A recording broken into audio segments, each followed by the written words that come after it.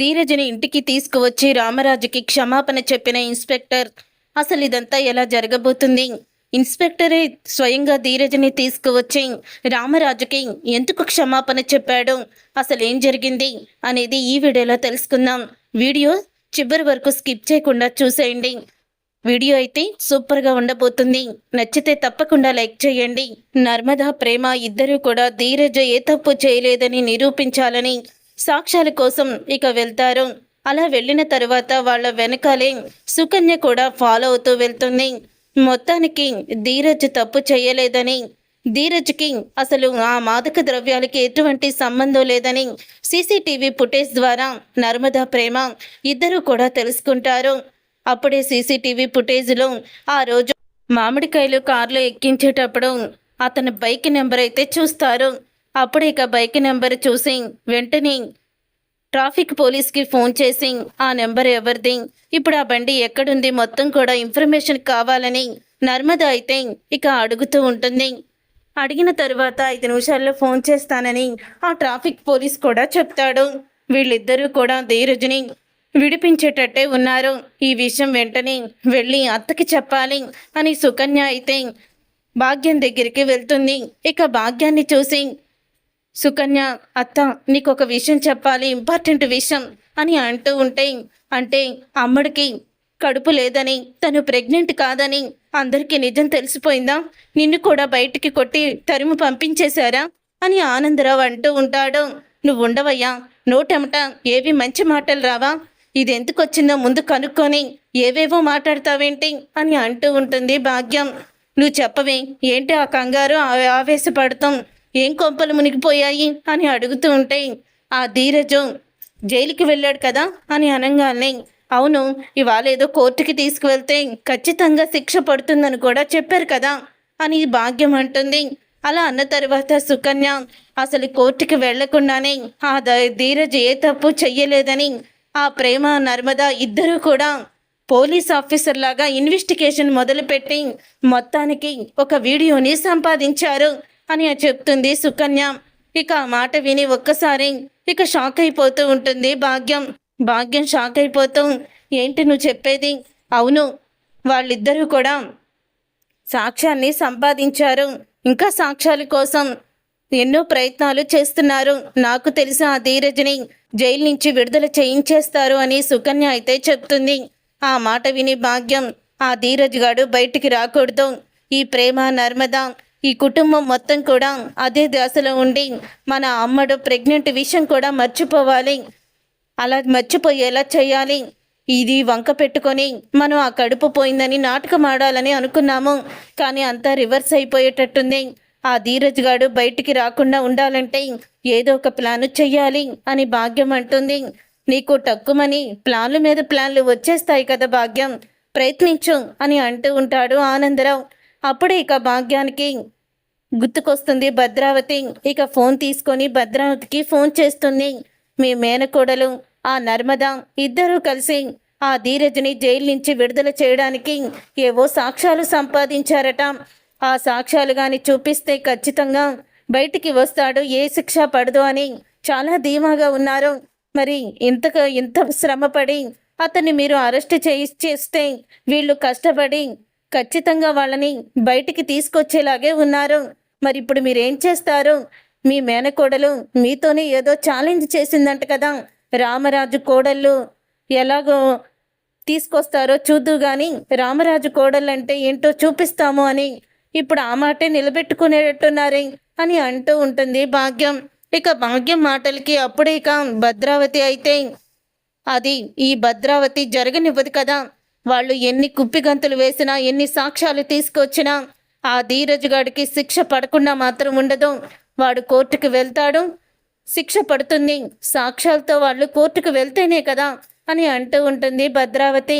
అప్పుడు ఇక భద్రావతి అలా అన్న తర్వాత పక్కనే ఉన్న సేనాపతి ఏమైందక్క అని అడుగుతూ ఉంటాడు.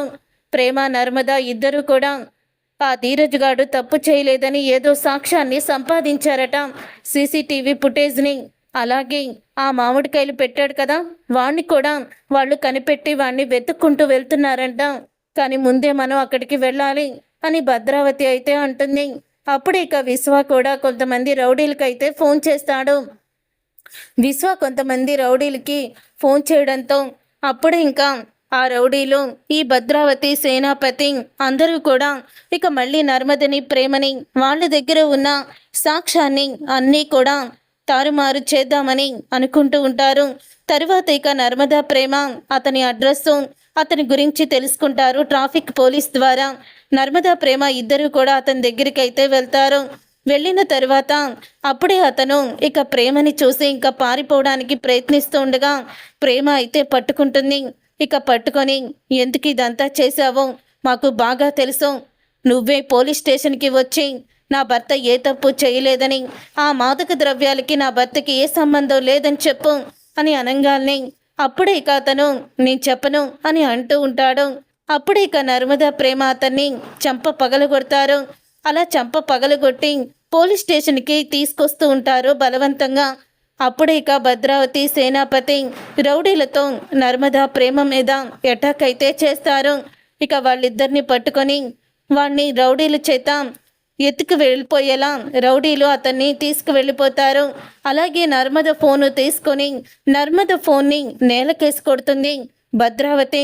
రామరాజు కోడలేంటి అంటే ఏంటో చూపిస్తానన్నారు కదా, మీరేం చూపిస్తారే? ఇప్పుడు వాడు సాక్ష్యం చెప్పడం, నీ సెల్ ఫోన్లో ఉన్న సాక్ష్యం చెల్లదు. ఇక కేవలం 2 గంటల టైం మాత్రమే మిగిలింది. ఈ లోపు ఏదైనా మెరకల్ జరిగి వాడు బయటికి రావాలి, కానీ లేకపోతే వాణ్ణి ఆ దేవుడు కూడా కాపాడలేడు అని అంటూ ఇక భద్రావతి అయితే అక్కడి నుంచి వెళ్ళిపోతుంది. అప్పుడు ఇక నర్మదా ప్రేమ భద్రావతి చేసిన పనికి కోపంతో రగిలిపోతూ ఉంటారు. ఇప్పుడు ఏం చేద్దామక్క, ఉన్న ఆధారాలు సాక్ష్యాలు అన్నీ కూడా పోయాయి, ఇప్పుడు ఎలాగా అని అంటూ ఉంటే ముందు మనం పోలీస్ స్టేషన్ దగ్గరికి వెళ్దాం పదా అని ఇద్దరు కూడా నర్మదా ప్రేమ ఇద్దరు పోలీస్ స్టేషన్ దగ్గరికి అయితే బయలుదేరుతారు. వాళ్ళిద్దరూ అలా బయలుదేరుతూ ఉండగా అప్పుడే ఇక దారిలో నర్మదా ప్రేమకి రామరాజు అయితే ఎదురుపడతాడు. ఇక రామరాజు బండి ఆపి అడుగుతూ ఉంటాడు వాళ్ళిద్దరిని, ఏంటమ్మా మీ ఇద్దరు ఇక్కడున్నారేంటని అడుగుతూ ఉంటే అతను ఆ రోజు మామిడికాయల్లో మాదక ద్రవ్యాలు పెట్టినవాడు దొరికాడు మావయ్య, పారిపోయినాడు. వాడిని తీసుకువెళ్ళి పోలీస్ స్టేషన్లో అప్పచెప్పి నిజాన్ని బయట పెట్టాలని అనుకున్నాము. కానీ ఇంతలో భద్రావతి వాళ్ళ మనుషులు వచ్చి అతన్ని ఇదిగో ఇటువైపే తీసుకువెళ్ళిపోయారు. అలాగే నా సెల్ ఫోన్లో ఉన్న సీసీ ఫుటేజ్ వీడియోని కూడా వాళ్ళు పగలగొట్టేసి ఫోన్ని ఆ వీడియో దక్కకుండా చేశారు అని నర్మద చెప్పడంతో ఆ మాట విని షాక్ అయిపోతూ ఉంటాడు రామరాజు. షాక్ అయిపోతూ చూడండమ్మా, నేను వెళ్తాను, మీరిద్దరూ ఇంటికి వెళ్ళండి అని అంటూ ఉంటాడు రామరాజు. ఇంటికి కాదు మావయ్య, పోలీస్ స్టేషన్కి వెళ్తాము అని అనగానే పోలీస్ స్టేషన్కి వద్దమ్మా, నేను చెప్తున్నాను కదా, మీరు ఇంటికి వెళ్ళండి. వాళ్ళు వాడిని ఎక్కడ దాచిపెట్టినా నేను తీసుకొస్తాను, నా కొడుకుని నేను కాపాడుకుంటాను, నా మాట మీద గౌరవం ఉంటే ఇంటికి వెళ్ళండి అని అంటూ ఉంటాడు రామరాజు. సరే మావయ్య అని అంటూ ఉంటుంది నర్మద. ఇక నర్మద ప్రేమ ఇద్దరు కూడా ఇంటికి వస్తారు. ఇంటికి వచ్చిన తర్వాత ఇలా జరిగిందంతా కూడా చెప్పడంతో కోపంతో రగిలిపోతున్న వేదవతి, ఏ భద్రావతి బయటికి రావే అంటూ ఇక కోపాన్ని చూపిస్తుంది. అప్పుడు ఇక భద్రావతి సేనాపతి నవ్వుకుంటూ ఉండగా భద్రావతి చంప పగలగొడుతుంది. వేదవతి భద్రావతి చంప పగలగొట్టి, నువ్వు అసలు ఆడదానివేనంటే నువ్వెలా మా ఇంట్లో పుట్టావే, కనీసం బంధాలకు విలువలు ఇవ్వలేని దుర్మార్గురాల్లా తయారయ్యావు. నీ మాటలు విని వీడు కూడా అలాగే తయారయ్యారు. ఛీ, మీరు మనుషులంటే. నా కొడుకు కానీ శిక్ష పడిందంటే ఆ రోజు నా భర్త నీ తమ్ముణ్ణి చంపకుండా వదిలేశాడు, కానీ ఈసారి మాత్రం నా కొడుకుకి శిక్ష పడితే మీ ఇంటిల్లి పాదిని మొత్తాన్ని నా భర్త నరికేస్తాడు. గుర్తుపెట్టుకోండి, ఇప్పటి వరకు మాలో ఉన్న సహనాన్ని ఓర్పుని చూశారు. మా సహనం అద్దులు దాటితే మా కుటుంబం మొత్తం మీ మీద దాడి చేస్తుంది. అప్పుడు ఇంటిల్లి పాది మొత్తం మిమ్మల్ని చంపేసి జైలుకి వెళ్ళడానికి కూడా మేము సిద్ధంగా ఉన్నాము.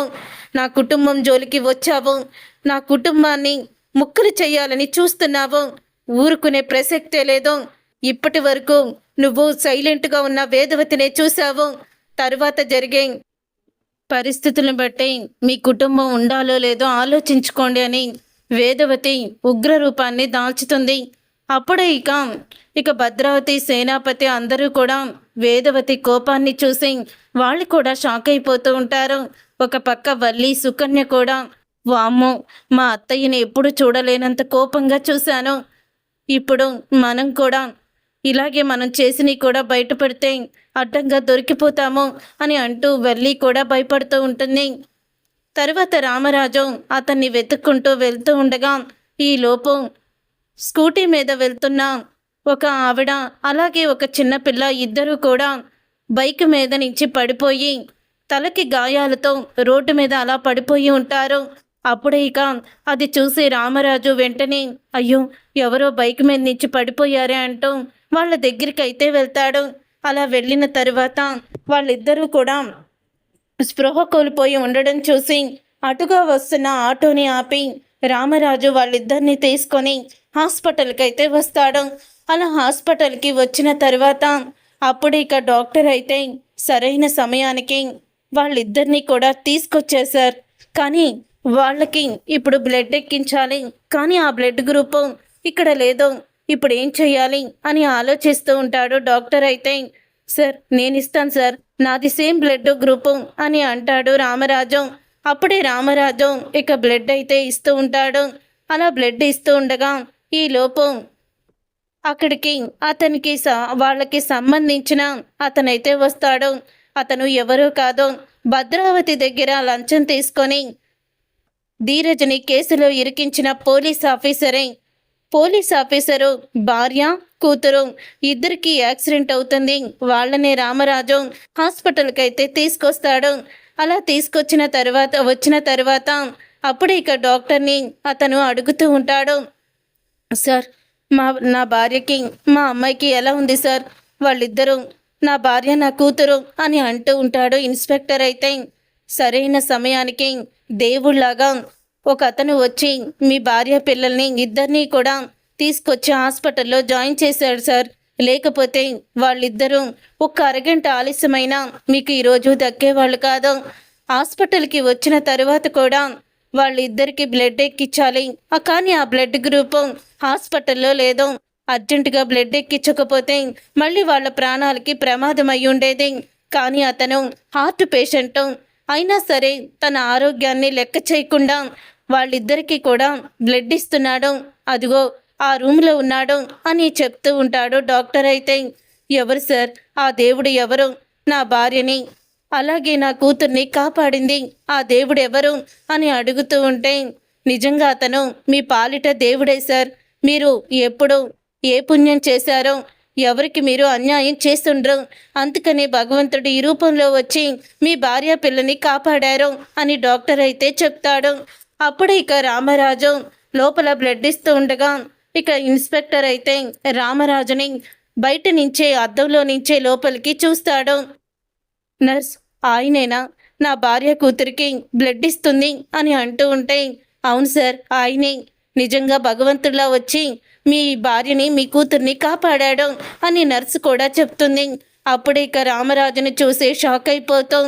నేను ఎంత పెద్ద తప్పు చేశాను డాక్టర్ గారు, మీరేదో పుణ్యం చేశారు, ఎవరికో మీరు పుణ్యం చేసి వాళ్ళకి ఏదో సహాయం చేసుంటారు, అందుకని మీ భార్య కూతుర్ని కాపాడి ఆయన మీకు ఇలాగా భగవంతుడు సహాయం పొందేలా చేశాడు అంటూ ఆయన చెప్పాడు.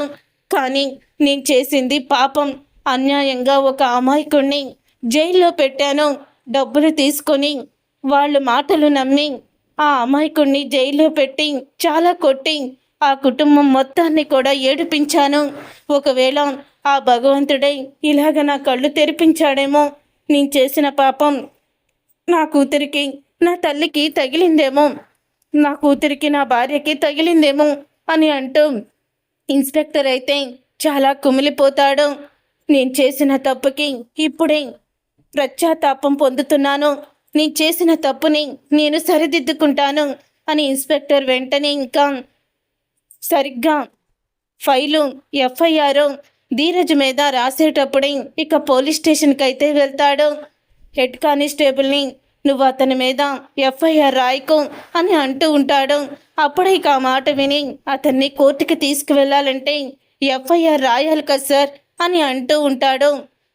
హెడ్ కానిస్టేబుల్ అయితే, లేదు అతను కోర్టుకి వెళ్ళడం లేదు, అతన్ని తీసుకెళ్ళడం లేదు, అతన్ని రిలీజ్ చేస్తున్నాను అని ఇన్స్పెక్టర్ అయితే చెప్తాడు. ఇక ఆ మాట విని ధీరజ్ అయితే ఎంతో ఆనందపడుతూ ఉంటాడు. అప్పుడే సెల్ ఓపెన్ చేయండి ధీరజ్ని బయటికి తీసుకొస్తాడు. అలా తీసుకొచ్చిన తరువాత అప్పుడే ధీరజ్ చేతులు పట్టుకొని నన్ను క్షమించు అని అంటాడు. ఇన్స్పెక్టర్ అయితే అప్పుడే ఇక ఆ మాట విని ఒక్కసారి షాక్ అయిపోతూ ఉంటాడు. ధీరజ్ అయితే ఏమైంది సార్, మీరు నా మీద ఎఫ్ఐఆర్ రాయొద్దని నన్ను విడుదల చేస్తున్నానని చెప్పారు, ఏం జరిగింది అని అంటూ ఉంటే అప్పుడు ఇక ఆ మాట విని చెప్తాను పద, నేనే స్వయంగా నిన్ను మీ ఇంటి దగ్గర డ్రాప్ చేస్తాను అని ఇన్స్పెక్టర్ స్వయంగా ధీరజ్ని తీసుకొని ఇక ఇంటికైతే వెళ్తాడు. అలా వెళ్ళిన తరువాత ఇంతలో రామరాజు హడావిడిగా ఎఫ్ఐఆర్ రాస్తారేమో అని పోలీస్ స్టేషన్కి వెళ్తే ఇప్పుడే మీ అబ్బాయిని తీసుకొని ఇన్స్పెక్టర్ గారు మీ ఇంటికి వెళ్ళారు సార్ అని కానిస్టేబుల్ చెప్పడంతో ఇక రామరాజు ఇంటికైతే వస్తాడు. అప్పుడే ఇక ఇన్స్పెక్టర్ ధీరజ్ని తీసుకొని లోపలికైతే వస్తాడు. లోపలికి ధీరజ్ని తీసుకొచ్చిన ఇన్స్పెక్టర్ని చూసి అందరూ కూడా షాక్ అయిపోతూ ఉంటారు. రామరాజు గారు అని పిలుస్తూ ఉంటే ఇక రామరాజు బయట నుంచి వస్తాడు. అప్పుడు ఇక ఇన్స్పెక్టర్ గారు, మీరు మా చిన్నోడిని ఇంటికి తీసుకొచ్చారా, అంటే మా చిన్నోడి మీద ఉన్న కేసుని కొట్టేశారా అని అడుగుతూ ఉంటాడు రామరాజు.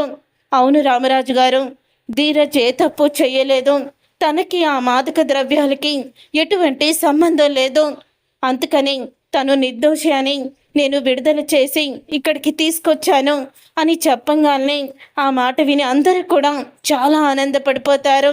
అప్పుడే వల్లి అలాగే సుకన్య ఇద్దరు కూడా షాక్ అయిపోతూ ఉంటారు. అప్పుడే ఇక రామరాజు, మీ రుణం ఎలా తీర్చుకోవాలో తెలియడం లేదు ఇన్స్పెక్టర్ గారు, మంచి మనసుతో మా అబ్బాయి తప్పు చేయలేదని నిజం తెలుసుకొని మా వాడిని తీసుకువచ్చి మాకు అప్పచెప్తున్నారు, నిజంగా మీ రుణం ఎలా తీర్చుకోవాలో కూడా తెలియడం లేదు అని అంటూ ఉంటే అప్పుడు ఇన్స్పెక్టర్ రామరాజు కాళ్ళ మీద పడతాడు. ఇక రామరాజు కాళ్ళ మీద పడి ఇన్స్పెక్టర్ ఇలా అంటూ ఉంటాడు, చూడండి అసలు నేనే మీ రుణం తీర్చుకోలేను సార్ అని అంటూ ఉంటాడు. ఇన్స్పెక్టర్ అయితే ఏంటి సార్ ఇదంతా, మీరు నా కాళ్ళ మీద పడుతున్నారేంటి అని అనగానే అప్పుడే అవును సార్, ఈరోజు మీరు ఒక ఆమెని, ఒక చిన్న పిల్లని కాపాడి హాస్పిటల్లో జాయిన్ చేసి బ్లడ్ ఇచ్చారు గుర్తుందా అని అంటూ ఉంటే అవును అవును సార్ అని అనగానే వాళ్ళు ఎవరో కాదో, ఆమె నా భార్య, తను నా కన్న కూతురు అని చెప్తాడు అతను. నేను హాస్పిటల్కి వచ్చినప్పుడు నా కూతుర్ని, నా భార్యని ప్రమాదంలో ఉండగా, ప్రాణాపాయ స్థితిలో ఉండగా కాపాడి ఇంటికి తీసుకొచ్చారని, మిమ్మల్ని చూపించి డాక్టర్ మీరు దేవుడని, మీరేదో పుణ్యం చేస్తేనే దేవుడు ఈ రూపంలో వచ్చి మీ భార్య పిల్లల్ని కాపాడాడని ఆయన అన్నారు. కానీ నేను మీ విషయంలో పుణ్యం చేయలేదు సార్, పాపాన్ని మూట కట్టుకున్నాను, ఆ పాపాన్ని ప్రక్షాళన చేసుకోవడానికే వచ్చాను. డబ్బులకి ఆశపడి భద్రావతి సేనాపతి మాటలు విని ధీరజ్ని అన్యాయంగా కేసులో ఇరికించాలనుకున్నాను. నా తప్పు తెలుసుకొని ధీరజ్ని నేనే స్వయంగా విడుదల చేయించి ఇక్కడికి తీసుకొచ్చాను అని చెప్తాడు ఇన్స్పెక్టర్ అయితే. అప్పుడే ఆ మాట విని అందరూ కూడా చాలా సంతోషపడుతూ ఉంటారు. చాలా థ్యాంక్స్ సార్, మీ రుణం తీర్చుకోలేను, నిజంగా మీరు మా పాలిట దేవుడే అని రామరాజుకి థ్యాంక్స్ చెప్పి ఈ రోజు నుంచి ఇలాంటి పనులు ఎప్పుడూ చెయ్యను సార్ అని వెళ్ళిపోతాడు.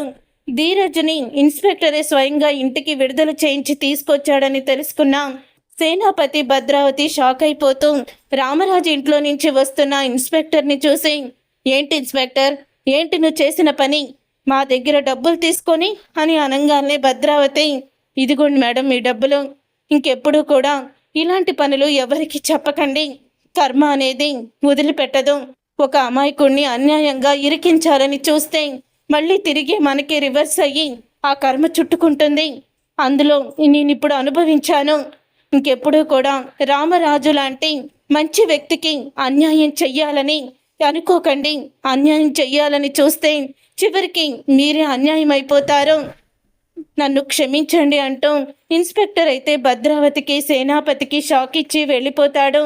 చూసారుగా ఫ్రెండ్స్, రాబోయే కథలో ఖచ్చితంగా ఇలాగే జరగబోతుంది. మరి ఇలాగే జరగాలని మీరైతే కోరుకుంటున్నారా? అయితే వీడియోని తప్పకుండా లైక్ చేసి ఛానల్ని సబ్స్క్రైబ్ చేసుకొని పక్కనే ఉన్న గంట సింబల్పై ఆల్ అని క్లిక్ చేయండి.